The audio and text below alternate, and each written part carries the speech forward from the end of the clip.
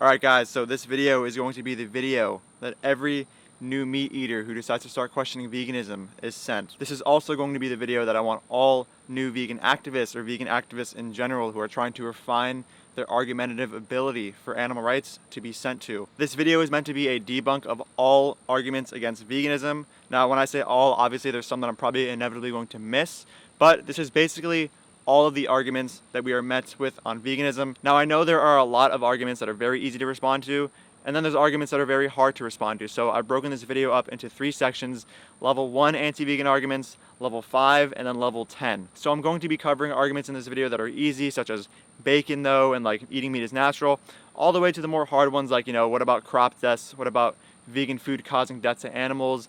Oh, have you heard of the fact that, a carnivore can consume 1 animal per year and that causes less death than a vegan diet? Like, what do you think about that? So for your convenience, I'm going to be making this video go from easy arguments to difficult arguments. I'm going to leave timestamps in the description for each argument. But here's the thing, I want this video to be as big as possible, so giving this video full watch time is a good idea in reference to getting this video to rise up on the algorithm. I want as many meat eaters to be exposed to this as possible. I want as many vegan activists as well to be exposed to this as possible. So I know you may know a lot of the responses for a lot of these arguments, but it would help a lot for the channel if you gave the video full watch time, full engagement, commented, liked, basically all of the things that will give this video the highest chance to go viral and make it on the actual YouTube algorithm. So 2 more things before I get on with this video. There's going to be a couple points in this video where I refer to the name the trait argument, which was coined by the vegan YouTuber Ask Yourself. So a big shout out to him for creating such a useful argument for veganism. In short, it is a logical consistency test, and I will explain how it works in the simplest of terms and natural language later in the video when I begin to present it. Now, number 2, I'm going to be making most of these arguments from a perspective of logical consistency within people's own subjective morals. I am not going to be arguing from a perspective of objective morality, but instead subjective morality, because I'm not a moral objectivist, but rather a subjectivist. I will be arguing from this perspective and seeing if people accept the logical extensions of their specific objections toward veganism. So just know that my responses assume a person cares about logical consistency or having morals that actually make sense. So if you're dealing with a person who says, I don't care if I'm a hypocrite or that my morals are logically inconsistent, my responses in this video won't really be for them. Alright, enough with the intro, let's get on to the actual video. The animal is already dead. So I actually contemplated not covering this argument because of how silly it is, but I think I have to because I've seen it a bunch. The response to this argument is basic supply and demand. When you purchase an animal product, such as meat, yes, the meat is part of an already dead animal, but purchasing that meat generates demand, which generates supply, and supply in this case is bred into existence animals who will suffer and be killed. So purchasing animal products actually causes more animals to be bred into existence and killed. It isn't as simple as the animal is already dead. So when you pay for animal products, your dollar is generating demand, which is generating supply, which is generating suffering. Eating meat is natural, and look at my super sharp canines. Eating meat is natural is a very common argument. Now, this is just an appeal to nature fallacy. Saying something is moral because it is natural implies that you think everything that is natural is good. Certain diseases, rape, and killing are natural, but most of us don't think these things are good. So appealing to the fact that killing and eating animals is natural doesn't make much sense if you don't accept all things natural as good, which includes killing, rape, and certain diseases. When it comes to the canines argument, even if I accept the premise that our canines are naturally designed to bite through flesh, which leads to the conclusion that it is moral to kill for food, like, oh, okay, so can I just go and slit the throat of a cat, dog, or human for their flesh just because of the shape of my teeth? Imagine using the shape of your teeth as a justification for murder. This is what meat eaters sound like who say this. We've been eating meat for thousands of years. This is just an appeal to tradition fallacy. If you hold the position that something is good because it has been happening for a long time, this would imply that you think all other things are good that have been happening for a long time. For example, rape and killing. Imagine saying, yeah, rape and killing are justified because we've been raping and killing each other for thousands of years. Yeah, definitely makes sense. Bacon though, animals are tasty, and oh, I just love meat/cheese so much. Yeah, this is a kind of obvious one. Most people would never accept that it's moral to kill and eat humans, dogs, and cats because they taste good. If the trait that justifies killing livestock for food is them being tasty, in order to be consistent, you would have to accept it as moral to kill and eat dogs, cats, and humans for food, assuming they are tasty, which most people who make this argument do not, which is an inconsistency. And meat eaters watching, if your brain is currently saying, but humans aren't the same as non-human animals, don't worry, I will cover that later in this video. We need to eat animals to be healthy, or not everybody can be healthy on a vegan diet, or the vegan diet does not work for everybody. So this is more of an empirical argument, and the fact is that we do not need to eat animals to be healthy. A properly planned vegan diet is suitable for all stages of life. There is nothing essential for good health which is exclusively found in animal products, which we cannot find in plants. And this applies to all people, including those ex-vegans who claim that veganism does not work for them. Killing and eating animals prevents them from overpopulating. So this actually isn't true because most of the animals we consume are actually bred into existence. So ironically, our consumption of animals from a supply and demand perspective generates the existence of more animals. The animals we are eating are not just found in the wild and killed, we breed them into existence in the first place. If we don't kill any animals, what are we going to do with all the animals? So, I acknowledge that we would certainly have a problem if the world were to go vegan overnight, but the good news is that the entire world will most likely never go vegan overnight. If the world ever goes fully vegan, it will be gradually, meaning demand would slowly go down, meaning supply or the breeding of animals would also go down. So by the time we get to a vegan world, it's not like we would have the same amount of animals on the planet right now as we would then. Plus, we would also be in an ethically vegan world, so I'm sure there would be a massive amount of sanctuaries as well, meaning we would have a heightened capacity to take care of the extra animals who did not end up being killed for food. Okay, fine, sure, you can be healthy on a vegan diet, but what about muscle and gains and protein? Alright, so the fact is that consuming protein, which are amino acids, which are the building blocks of muscle, from plants, is not going to do less than consuming protein from animals. We have data confirming this. All you need to do in order to match the muscular and strength benefits from an omnivorous diet is consume the same amount of calories and protein, but just from plants. What about lions? Lions eat meat, so why can't I eat meat? So appealing to the behavior of a non-moral agent as a justification for you doing something leads to a host of absurd reductios. Lions also commit infanticide. Does this justify humans committing infanticide? I certainly hope not. This may sound crazy, guys, but it's not a good idea to look at non-moral agents, such as lions, as role models for morality. Plants feel pain, so why should I only care about animals? Alright, so plants do not feel pain. They lack a central nervous system. A lot of people will conflate plant intelligence with plant sentience and judge the fact that plants respond to stimuli as evidence of sentience. But sentience, which means the capacity to experience subjectively, is not the same thing as information processing or intelligence. A computer also has intelligence, but this doesn't mean that the computer actually has a first-person subjective experience like we or most non-human animals do. I say most non-human animals because all sentient beings are animals, but not all animals are sentient beings. Also, even if we granted the false premise that plants do feel pain, a vegan diet would still be the most ethical thing because the majority of plants grown in the world are actually dedicated to feeding the trillions of animals that we slaughter each year. So a vegan diet actually requires less plants. There are bigger problems in the world than what veganism is fighting. So this argument is probably one of the most infuriating. It assumes that we should only be fighting against problems which are the largest problems in the world. I would say the largest and most important problem which faces us is the destruction of our only home, the Earth. But does this mean that we shouldn't fight for other things as well, such as a stop to human trafficking or racism? Imagine telling a human trafficking activist like, oh, there are bigger problems in the world, why are you focusing on human trafficking? This argument is very silly, and the logical extension of it is dropping fights for any issue that isn't the biggest issue in the world at the moment. But most people eat animals. So this is just an appeal to popularity fallacy. Just because most people eat meat does not mean that it is moral. If most people committed slavery or killed African Americans, it wouldn't be moral. The majority of people doing something shouldn't make it moral. Eating meat is not illegal. Okay, so this is just an appeal to law. Slavery was once not illegal. Did that make it moral? Of course not. The law tells us what is legal and not illegal, not what is moral. There will always be people eating animals. So this reasoning can be applied to literally any immorality. To this day, we still have racists and murderers because there will always be people doing these things. Imagine if I said, I'm going to keep killing people because there will always be killers on this planet. Pretty unreasonable. Okay, so stopping the consumption of animals is not what we should be doing. It's factory farming that is the problem, not just killing and eating animals. It's okay to kill and eat animals as long as they were raised nicely, as long as they were raised on a free-range farm, or, we're cage-free, or we're just, on a grass-fed farm or something like that. So when it comes to this argument, the person is saying it's morally justified to slice a cow's throat because we raise them nicely. Now, is it moral for us to just slice a dog's throat after 3 years of living?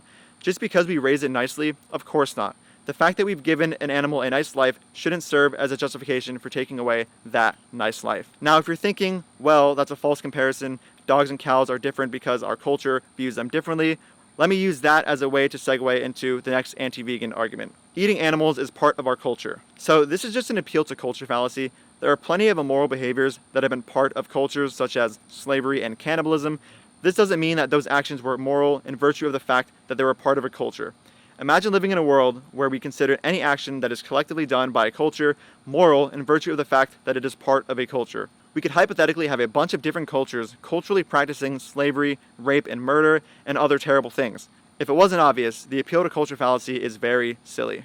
Killing and eating animals is part of the food chain. So this argument is similar to the argument saying eating animals is natural, but it is not entirely the same thing. If you think that it is moral to murder for food on the basis of, oh, it's part of the food chain, I would just ask you, if there was a hypothetical species that evolved to be smarter and superior to us, would you accept it as moral for them to breed and murder us by the billions for food, using the justification of, this is just the food chain, especially when you know they have plant-based alternatives to our flesh readily available? I certainly hope you wouldn't accept that.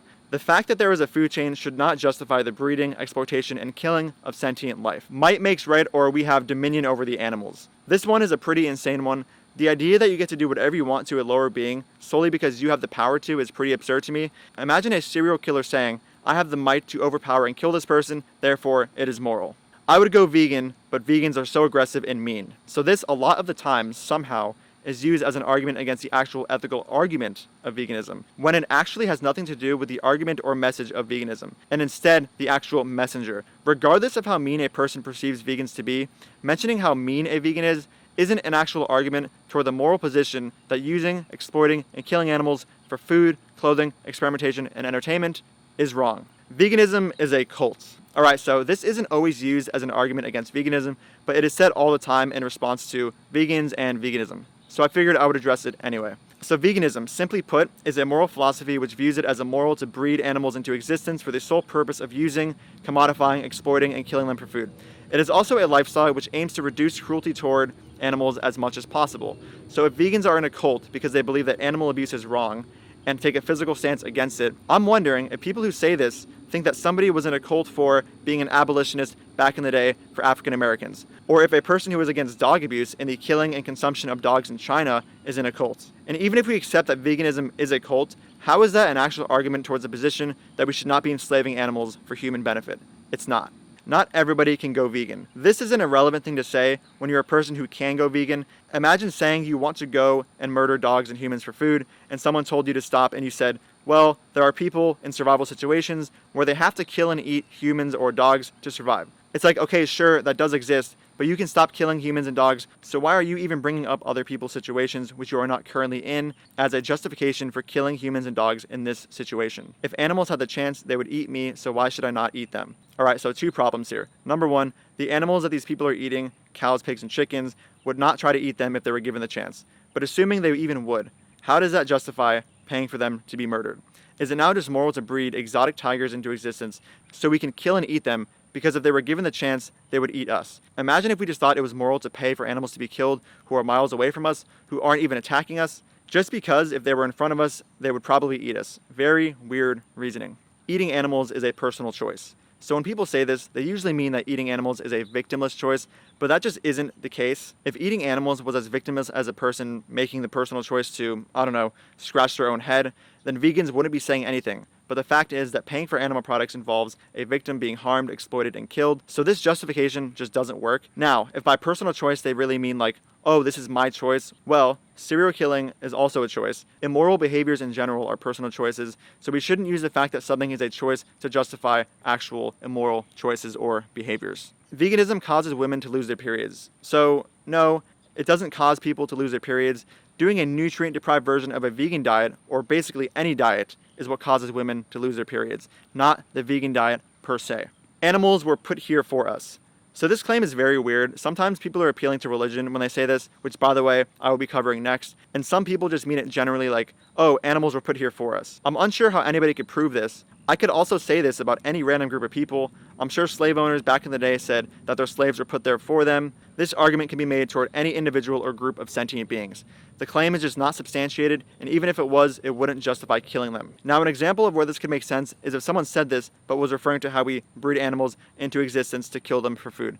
Well, if we bred dogs, cats, and humans into existence for food, would it be moral to just kill them at 1/4 their natural lifespan for our benefit? I don't think so.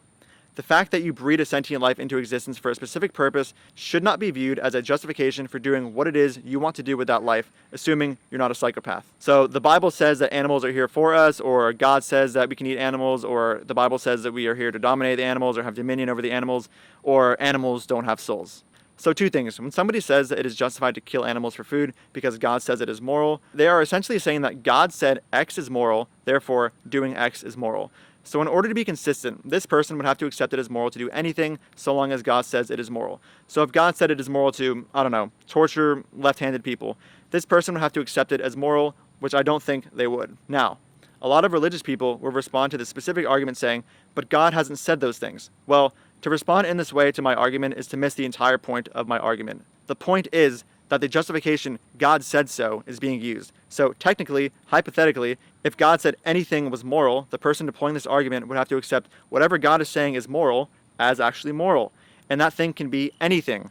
I am not making the point here that God did indeed say these things, such as torturing left-handed people is moral. I'm just saying that if you were to, you would have to accept it as moral. Also, I know there are some biblical arguments for veganism, but because of how subject to interpretation religion is, I decided to not go there and just go straight to the logic. When somebody says animals don't have souls, well, they're going to have to prove the premise that animals don't have souls, which they cannot.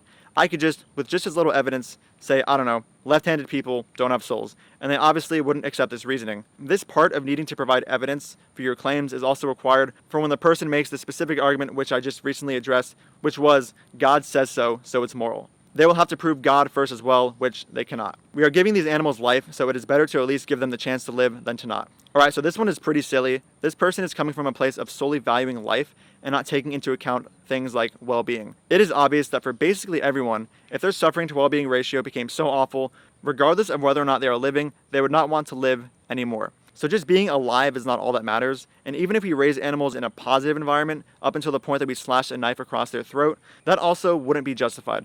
Would we think it is moral to raise dogs, cats, and humans to be killed at 1/4 their lifespan solely because we bred them into existence in the first place and gave them life?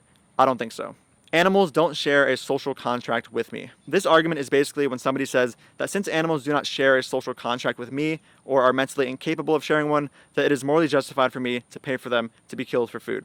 The thing is, there are certain mentally disabled humans who also do not share a social contract with people, as well as babies. So this argument could justify also murdering babies and certain mentally disabled people who do not share a social contract with the person making the argument.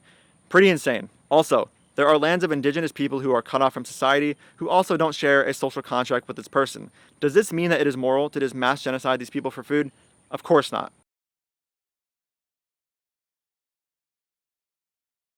I just don't care. So this argument is one that can be hard to respond to. Now when a person says, I don't care, we have to ask what they mean. They usually mean, I don't emotionally care. So what I will do here is start with a logic test. Now I'm going to explain the name the trade argument, which I briefly mentioned in the beginning of this video, in its simplest of terms, and how it can be used as a consistency test or logic test for people who are objecting to veganism or even just say, I don't care about animal rights. The logic test goes as follows.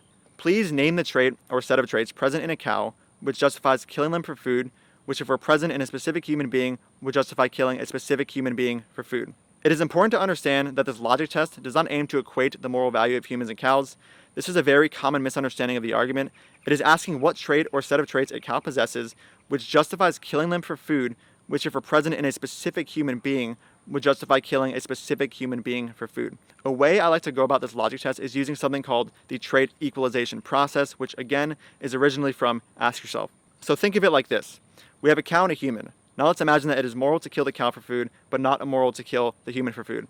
So if we were to begin swapping the traits of the human to match the cow, at some point in the trait equalization process, the human would have to lose moral value. The human would have to lose moral value to the point that it is moral to kill them for food. So in a person's specific moral system, if X is a trait or set of traits in a cow that justifies killing them for food, in theory, if X were present in a specific human being, that person's moral system would have to morally accept that specific human being being killed for food. Later in this video, I will be covering what some of the traits are that people name in response to this logic test. So now let me just explain why I give this logic test to people, especially people who say they don't care. So I will give a person who claims to not emotionally care about veganism or animal rights this logic test and show this person, assuming they are not a psychopath, that at least, logically, they should be vegan. I end up showing the person who has told me that they don't emotionally care, that still, the logical structure of their morals dictates that they should be vegan. and that they are a moral hypocrite or morally inconsistent for not being a vegan. Now, this person may just say, well, I don't care about being a moral hypocrite, but this isn't always the case. Being logically consistent or hypocritical can cause a state of cognitive dissonance in a person, and a person who doesn't care emotionally might be somebody who prioritizes logic over emotion. So I find it useful to, at the very least, show a person who says they don't care emotionally that logically their morals dictate that they should still be a vegan, and even if this doesn't change them, well, hopefully I've still planted a seed. Also, just a side note, the I don't care argument is a really good reminder of what veganism is all about, and that is caring. But you vegans have pets. If you think animals should be free, why do you choose to restrict the rights of your animals? So for the same reasons that human beings can find their human babies or even mentally disabled people which need to be taken care of, we can find and take care of our pets. These animals have evolved to become very dependent or reliant on humans, so we understand that it is in the best interest to be taken care of by us. Letting these animals or human babies out into the wild would most likely result in a negative outcome. To be clear, vegans are against the breeding of pets and buying from breeders, but when it comes to adopting, there are many pets who need to be taken care of, and they usually exist solely because of the initial problem, that is, the breeding of pets for humans. In a vegan world, we wouldn't have this abundance of stray pets problem, but for now, we must deal with the problem in the most ethical way that we can. So, to be clear, paying for the breeding, exploitation, and killing of animals for human benefit is not the same thing as adopting and taking care of an animal who has been bred to be reliant on humans and therefore needs to be cared for. Okay, well, what about hunting? What about hunting invasive species who are overpopulating? This reasoning, which aims to justify hunting certain invasive species, is flawed because human beings are the most invasive and environmentally destructive species on the planet, and we are also overpopulating. But we don't accept these facts as a justification for hunting and killing humans. And if you're going to say that, well, humans and invasive species are different, I'm just going to give you the name the trait logic test once again and ask you to please name the trait or set of traits that is present in an invasive species which justifies killing them, which, if were present in an invasive species of human, would justify killing them. If the difference you name is intelligence, then you are justifying the mass murder of all disabled humans who have the same, if not lower, intelligence than current invasive species being hunted, which is pure insanity. Veganism equals restrictive eating and can trigger certain people's eating disorder habits. So I understand that veganism could definitely trigger a person's eating disorder habits, but we have to ask the question here. Would we hold the same position for somebody who may become more likely to have their eating disorder habits triggered upon having to refrain from paying for dogs, cats, and humans to be killed for food? Because technically, refraining from eating those three animals is a form of restrictive eating. And I don't mean to be insensitive to people who have eating disorder habits. Of course, if somebody faces these issues, upon delving into the vegan lifestyle, they should do so with the help of an expert in eating disorders so that they can pursue the lifestyle in the least eating disorder triggering fashion possible. There is no ethical consumption under capitalism. Alright, so this argument is pretty insane.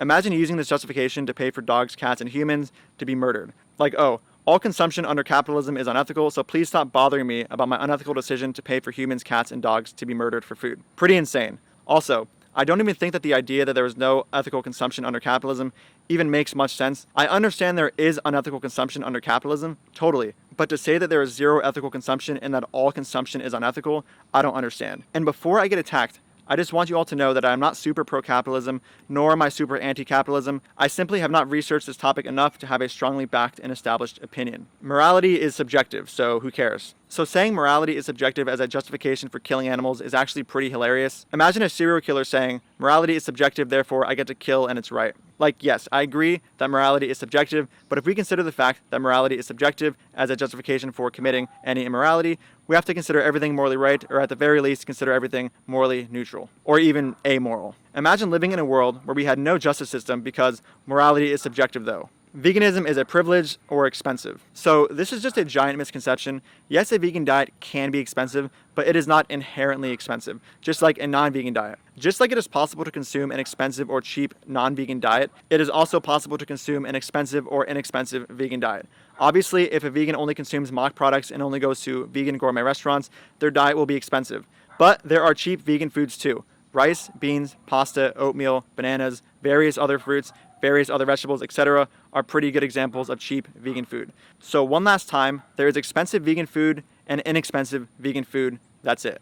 If we stopped eating meat, so many people would be out of work. Alright, so the fact that somebody works a job which involves an industry which directly causes the harm of others and abuse of others shouldn't justify the continuous support of that harm of others. Slave owners, during the abolition days, made very similar arguments to trying to justify their consistent use of African Americans or slaves, saying things like, oh, this is my livelihood. but we know that just because an immoral behavior causes jobs doesn't mean that continuing that immoral behavior is justified. Also, there are jobs outside of the jobs caused by the existence of animal agriculture, which you can seek upon losing your job from animal agriculture. A vegan diet requires supplements, so why would I want to commit to a lifestyle that requires supplements? So this argument is rooted in the appeal to nature fallacy. It assumes that a diet solely comprised of foods is inherently healthier than a diet comprised of food and supplements. The fact is, we have health outcome data showing that a diet comprised of both food and supplements yield positive health outcomes. So this objection to veganism isn't really based on any fact that a diet comprised of food and supplements won't be as healthy as a diet comprised of strictly foods.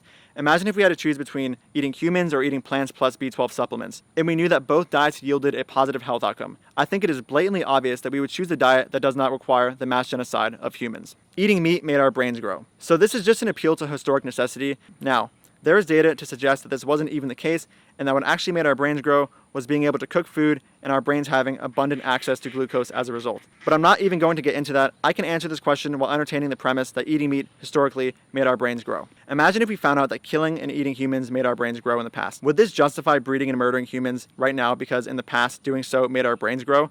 Of course not. What if we hypothetically found out that somehow committing rape made our brains grow? We would never just be like, oh, okay, so I guess we need to commit rape now because in the past committing rape made our brains grow. Obviously, we would never have this kind of reasoning. Humans are intellectually superior to animals, so it's okay to eat animals. Alright, so there are certain mentally disabled humans who are of lower cognitive capacity than the livestock that we choose to eat. And we would never accept this lower intelligence of certain mentally disabled humans as justification for killing and eating those humans. So if we don't accept this reasoning in the case of humans, how could we even accept it in the case of livestock? Also, meat eaters watching, you might be thinking, okay, well, mentally disabled humans are still a part of a species that is majority intelligent, so... And my response to this is, okay, so what if we had human beings who were 51% disabled? Then would it be moral to kill disabled people for food? Of course not. And if the response to this argument is also, oh, well, those disabled humans are part of a species that has very high intelligent beings, well, what if all intelligent humans were wiped out and it was just millions of disabled humans that are below the same, if not lower, cognitive capacity of livestock? Would it now be moral to exploit and kill these humans? I certainly hope not.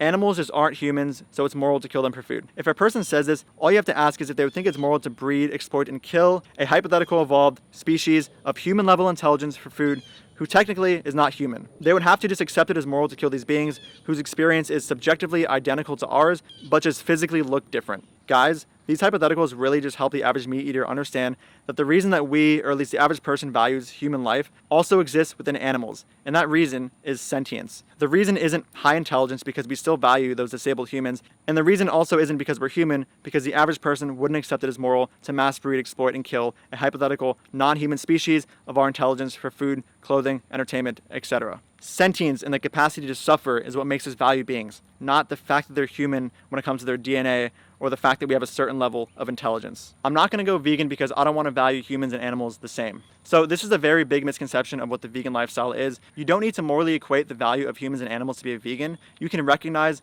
different levels of moral value while also recognizing that beings with different levels of moral value also deserve rights. So of course, if you think that all life is equal, there is some absurdity to that position, because if there was a burning building and there was a cockroach or a human being, you would have to flip a coin in deciding who to save because you think that all life is equal. When it comes to judging the moral value of other beings, I like to go off of the sentience hierarchy of moral value and say that, okay, well, if a being has a higher capacity to experience well-being, I'm going to think that they have higher moral value. But this difference in moral value doesn't just mean that it's justified to just kill these animals for food because they have lower moral value. It just means that we can recognize that in a situation where we had to choose one or the other, we would choose the higher one. I hope that makes sense. In order to be a vegan, you don't need to morally equate the moral value of animals and humans. You don't need to do that. You just recognize that they all deserve the right to be free. We don't need to give animals the right to vote, the right to drive, just the right to not be stabbed in the throat for food, because if we were in their position, we also would want the same, because we would be sentient and not want to suffer.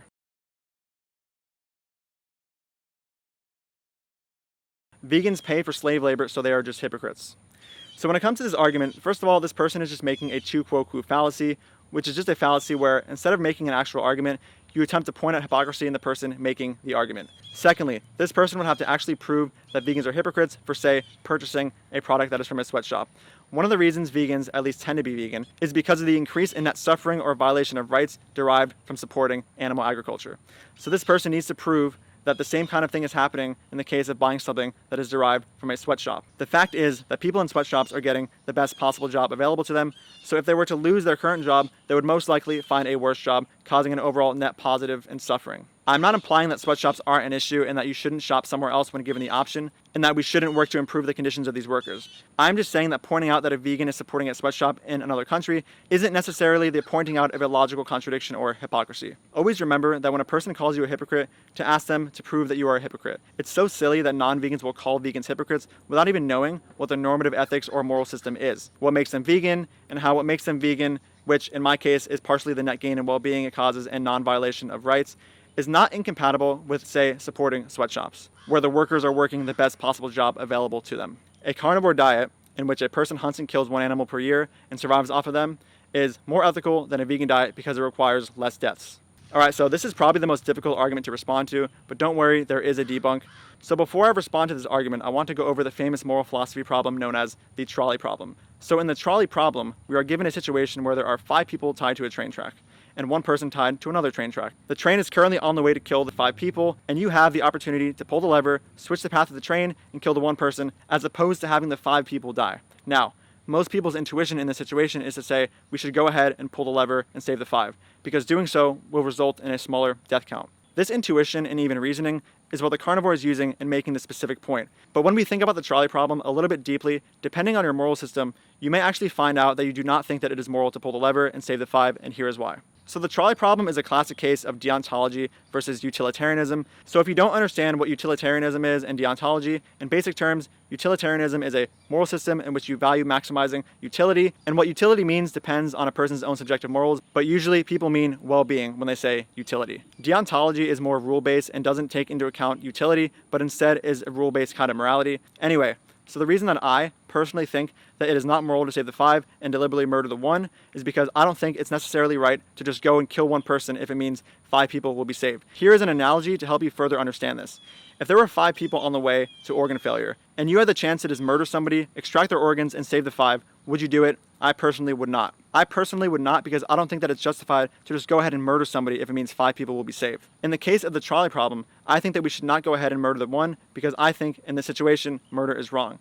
And that is the same reason why I think we shouldn't go and murder a random person for their organs to save 5 people who are on the way to organ failure. Now, I have a polyaxiomatic moral system and identify as a threshold deontologist, which basically just means that there is a threshold of utility, which if becomes broken, can cause me to no longer fall back on my deontological objection to murder and making the decision of what to do in the trolley problem. So at a certain point, depending on how much we scaled up the amount of people on the track with more people, I would say that it is moral to pull the lever because of the massive amount of utility increase which would result from pulling the lever. Imagine if there was 90 trillion people on one track and then on the other track just 1. Of course, at that point, I would say that it is moral to pull the lever and kill the 1. So the reason I needed to explain all this is because the carnivore is making this argument and assuming that death count is all the vegan cares about, and for me, that just is not the case. I would never accept it as moral for us to just go and kill a random cow and survive off of them for a year, simply because I deontologically object to killing in that specific scenario. And the utility gained in doing so does not outweigh the deontic value of my objection toward killing in that situation. If I did accept this, I would also have to accept it as moral to kill clinically obese human beings of cow-like or less intelligence whose flesh I can survive off of for a year, solely because doing so will require less deaths than paying for plant products, which entail some amount of industry deaths. The nature of killing is also important to me. I do not think that randomly killing a cow whose flesh I can survive off for a year is the same as killing animals who are attacking your crop fields or industry deaths which are resulting from plant agriculture, a system of food production which generates a massive amount of utility overall. The next argument I will be covering in this video is crop deaths though, or vegans cause animals to die too, which will go further into detail as to why somebody can be vegan and remain morally consistent while consuming a diet which requires crop deaths. Also, to be consistent, the carnivore who is deploying this argument would need to answer the name the trait question, which I laid out earlier. The question would be, name the trait or set of traits present in a cow which justifies hunting and killing them for food to survive off for 1 year, which if were present in a specific human, would justify killing and eating a specific human. If they name the trait intelligence, they would be justifying and hunting, killing certain mentally disabled humans instead of just going and buying some plant products, which incidentally results in some industry deaths. And my justification for continuing to eat plant foods, even though there are crop deaths while holding a vegan position, like I said before, will be covered in the next question. Vegans cause animals to die and crop deaths though. Alright, so I know I said I would respond to this argument in this video, but I figured it would just make the most sense for me to instead link a video I made dedicated to this entire argument, so I don't add another 13 minutes to this video. So here is the link to that video. Alright guys, that is the end of the video. My throat hurts a lot, if you couldn't tell. So I'm sure that I missed a good amount of arguments because there's really just like an infinite, it seems, number of arguments that people make against veganism.